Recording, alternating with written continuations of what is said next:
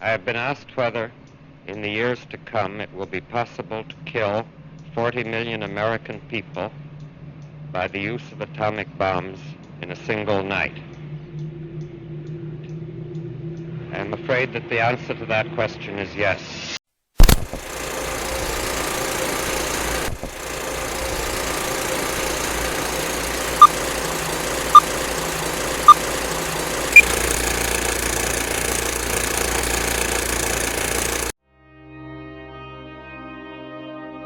I don't think one needs godly powers to become a god. Instead, they need to get rid of the core weakness that makes them human, i.e., our conscience. The American physicist Julius Robert Oppenheimer used a verse from the Bhagavad Gita in an interview and said that after witnessing the first successful test of the A-bomb, he felt like he had become the destroyer of worlds. During the Mahabharata, Krishna, or the incarnation of Vishnu, who speaks the original shloka, refers to himself as time before calling himself death and destroyer. Time erodes everything, be it humans, planets, or even an entire galaxy. But you see, the passing of time is inevitable. Everything ages, and everything dies. Time is the law of nature. But blasting an atom bomb wasn't a natural process. It was a choice. A choice made by men. Religious texts can often be misinterpreted, especially if they involve violence. Humans have often tried to put themselves on the same pedestal as God. But we still don't know the first thing about God's actions and the reasons behind them. We don't even know the real truth behind the mythologies, beyond the multitudes of interpretations. Maybe Oppenheimer was unaware of the mass destruction his invention was capable of causing until he saw it with his own eyes. For this reason, he spent his days convincing the government to denuclearize them. But the genie had already left the bottle. Oppenheimer was a complex ball of contradictions and dilemmas, which is why Christopher Nolan repeatedly says in his interviews that a personality like Oppenheimer raises more questions than he has answers to. After watching the documentary To End All War, we are certain of one fact. Oppenheimer was a man with a heavy conscience. He might have created the world's deadliest weapon, but he never had the desire to take human life. At least, that is what he realized in the later stages. Oppenheimer was a man of poetry. We can understand his drive to invent things. He kept telling himself that the weapon was to end the war. It was created to end all wars. But was he too naive to see what humans are capable of? Maybe he knew and kept living a lie because he wanted to make a name for himself. A nobody who wanted to be recognized. If only Oppenheimer was more like our political leaders or like the fascist who took charge of Germany, maybe then he would have been able to bear the burden of his actions. But instead, he turned out to be a man who soon realized that he had blood on his hands and had to bear the burden of a guilty conscience forever. Christopher Castle's documentary traces the important events of the great physicist's controversial life and discusses the dilemmas that haunted him throughout. Anyone looking for a basic understanding of these events can stream the documentary before watching the film, and we believe it is indeed going to elevate the movie experience. So, without any further ado, let's look at what happened in To End All War and what we can expect from Nolan's film. Oppenheimer often said in his interviews that he not only wanted to create the most lethal weapon, but also wanted it to be used so that the world would know what it was capable of. He believed that an atomic bomb would end all wars. That was a miscalculation. Oppenheimer might have been a genius physicist, but he was certainly unaware of human greed and its response to fear. The necessity for the weapon arose after Adolf Hitler took charge of Germany and started his blitzkrieg through Europe. Oppenheimer, being a Jew himself, could understand the urgency of the situation and the need to put an end to fascism at all costs.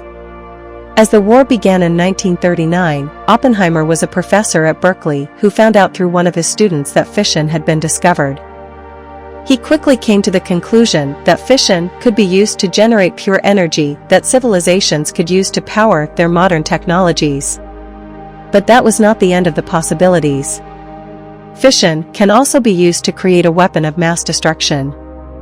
The discovery was made in Nazi Germany, which worried scientists and political leaders throughout the world. They believed that Hitler had already initiated his plan to build an atomic bomb, and the growing fear among the world leaders started the nuclear arms race. America had kept its distance from the European war for a long time, but after the attack on Pearl Harbor, they couldn't resist any longer. The war had engulfed the entire world.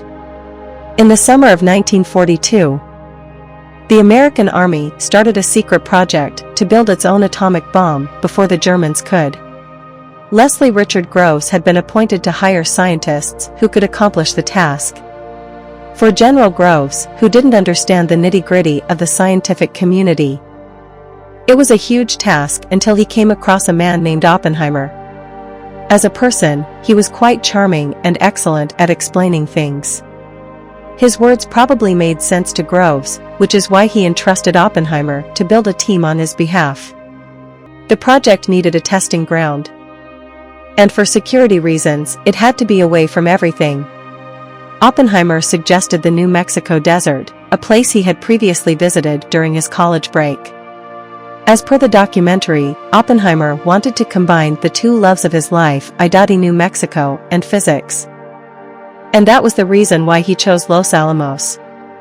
The Army soon established a base in the desert, where they started developing it until it could be tested here. By the spring of 1945, the war with Nazi Germany had come to an end.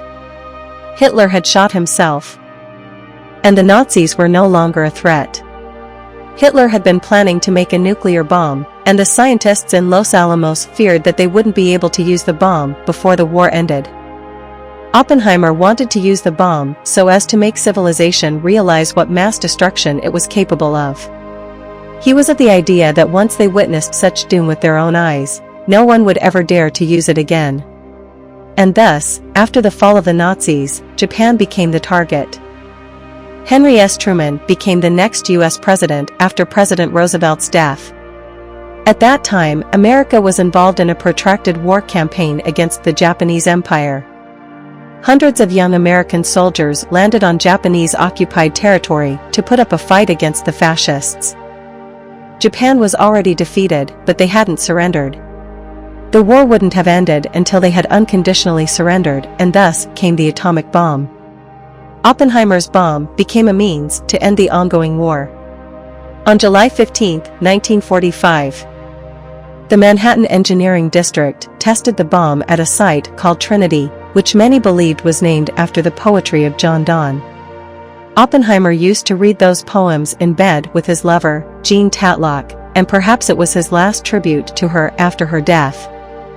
The atomic bomb was a success and was ready to be dropped on enemy lands. The country had multiple choices at this point. They could have dropped the bomb in Tokyo Bay or any other isolated location in Japan where it wouldn't kill a lot of people and would only inflict fear on the Japanese Empire, forcing them to surrender. But this wasn't an option anyone wanted to pick. Even Oppenheimer rejected the idea and wanted the world to see its real power. They wanted maximum impact, which is why they selected Hiroshima, which was a flat city where the effect of the bomb could be seen all the way out to the edges. On August 6, 1945, as humans, we finally accomplished the unimaginable. Hiroshima was ruined to the ground, with tens of thousands of people losing their lives and generations to come affected by its radiation.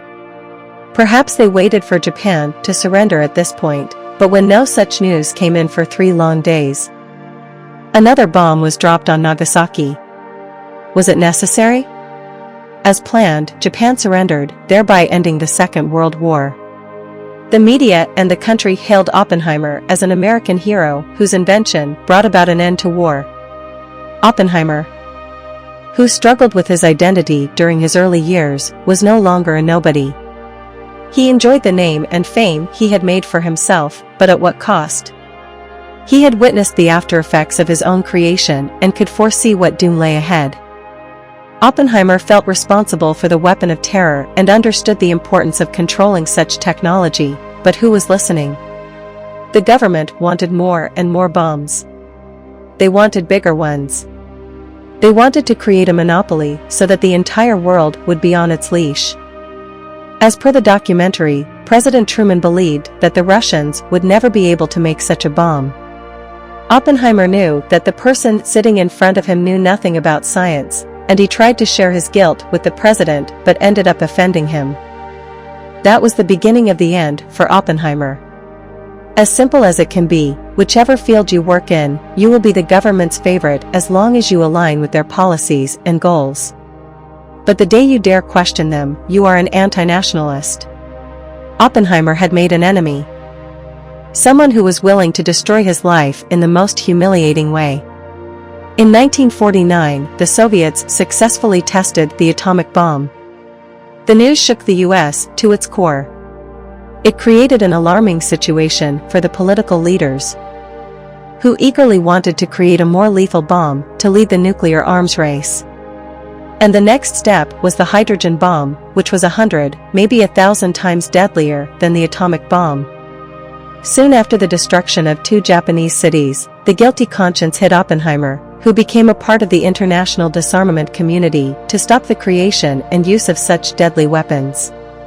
He requested his fellow scientist, Edward Teller, to stop his obsession with the hydrogen bomb, but Teller wanted to create something bigger. Was it just curiosity or a competition with Oppenheimer? We don't know. But we are certain that Teller's obsession led to the creation of a genocidal weapon. Oppenheimer and his fellow committee members opposed the idea of a hydrogen bomb and decided to put a stop to Teller's research, but their ideas didn't align with those of the Air Force and especially the government. Perhaps President Truman wanted Oppenheimer out of the picture. But he had already become a hero. They couldn't just kick him out. They had to tarnish his image so that the public didn't see him as a hero anymore, and that's where Lewis Strauss came in. Oppenheimer and the members of the committee had delayed the research on the hydrogen bomb by 18 months. Evidently, he became a political threat in a country that was involved in a nuclear arms race against its arch-nemesis, the Reds. To deal with the crisis, the government brought in Lewis Strauss, who became the new head of the Atomic Energy Commission. As per the documentary, Strauss had been previously humiliated by Oppenheimer during one congressional hearing and thus started despising the father of the atomic bomb. As he took charge, Strauss dug up old files on Oppenheimer, all the way back to the 1930s when he used to teach at the University of California, Berkeley. Oppenheimer, being a simple young man, was deeply affected by the adverse effects of the Great Depression. He found out that many of his students didn't have enough to eat and were living on cat food. Perhaps such misery made him drift politically to the left. Though Oppenheimer never joined the American Communist Party himself, his brother and wife were active members. Additionally, Oppenheimer met a young woman during those years. Her name was Jean Tatlock, and she was studying to become a psychiatrist. Oppenheimer fell in love with her. He even got engaged to her twice, but they never married. Apparently, Tatlock had horrors of her own. She was diagnosed with depression and was struggling with her sexual identity. However, the matter of fact here is, Oppenheimer was interested in communist ideas and donated a large sum of money to the party, which he might have done out of love. These activities were not criminal when the Soviet Union acted as an American ally during the Second World War. But as soon as the Cold War began, all communists, or those associated with them, became national threats. Based on this evidence and his interference in the research of hydrogen bombs, the government decided to revoke Oppenheimer's security clearance. Everyone around him suggested letting it go, but Oppenheimer decided to save his honor. During the hearing, or some may call it a trial, Oppenheimer was accused of having a conversation with an old friend named Håkon Chevalier. He had called Oppie during the research of the A-bomb and asked him if there was any way he could leak the information from the research to the Soviets, which Oppenheimer evidently denied. But he made one grave mistake. He didn't inform the authorities about the conversation, which backfired later. During the hearing, the officials suspected they had many reasons to believe that Oppenheimer did indeed leak the information and help the Soviets create their own nuclear weapon. The last betrayal came from another friend, Edward Teller. He testified against Oppenheimer during the trial and expressed that the security of the country shouldn't rest in the hands of someone like Oppenheimer. And that was it. The final blow. The members of the hearing stripped Oppenheimer of his security clearance, and the media didn't waste a moment to call him a traitor and a Red sympathizer. A man who was once a hero. A man who had done all in his power to make his country a superpower didn't deserve to be treated in this way. Oppenheimer went back to his teaching job at Princeton and never commented on the atomic policies again. He had faced such a blow that it had made him hollow from within. He was never the same again. In 1966, he was diagnosed with throat cancer caused by his chain smoking. He took his last breath at the age of 62. Oppenheimer never won a Nobel Prize for his contribution to the field of science. But everyone knew he deserved it more than anyone else. In 2022, the Atomic Energy Commission re-examined the minutes of Oppenheimer's security hearing and found them flawed. They dismissed the verdict that accused Oppenheimer of being a Soviet spy. It probably restores the status, love, and respect the American hero deserves. But alas, he is no longer among us to share such justice.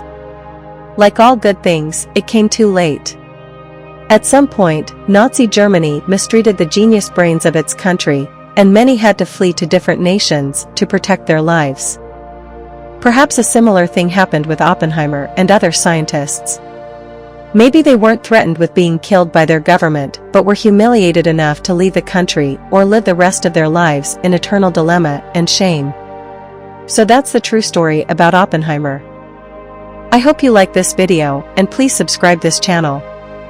See you in another video. Bye.